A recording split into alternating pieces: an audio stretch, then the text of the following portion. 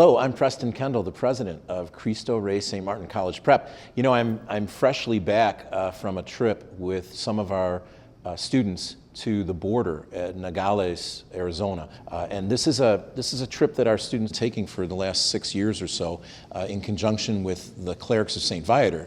And it was a very powerful experience. I think it's one thing to hear all the numbers on the news. It's one thing to hear about people speculating about who actually is coming across the border. And to go down there, when you see the human misery involved in this, it really does change you. This story that begins to develop when you go to the border is one of a lot of tragedy and heartbreak, but it's also one of a lot of hope and a lot of dreams. And I think the best people to tell you more about it are our students who actually have family members who have been through this. Everything just felt 10 times more real. Getting to feel the heat and everything. I had a headache all the time, so I was like, I can't imagine what people go through, and very little water, food.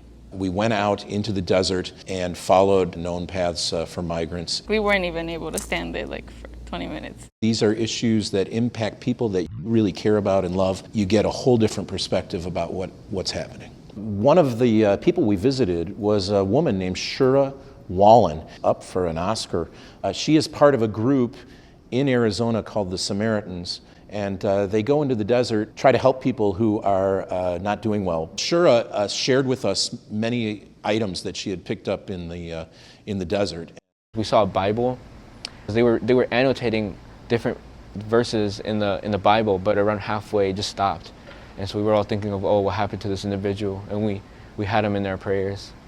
Another place that we went to visit, it's called Casa de Misericordia, and this is an NGO that it's primarily women and children. We did a fundraiser for that place, and they were able to install solar panels, as well as help them install electric stoves, which is what they need to feed the people that they have there. Biggest thing was that we have to advocate and educate ourselves, because not everything on the news is gonna be 100% true. Privilege was a big topic for us. What can we do with our privilege? Has led me with a lot more questions, but I think it's a great opportunity since I'm going to be heading out to my freshman year of college down at UIUC. Hopefully I'll be able to educate others on the issue that's going on, because not many people know about it. Direct experiences like our trip to the border remind us that migrants are real people, often families forced into vulnerable situations, and our faith calls us to treat them the way we would want to be treated if we were in their place.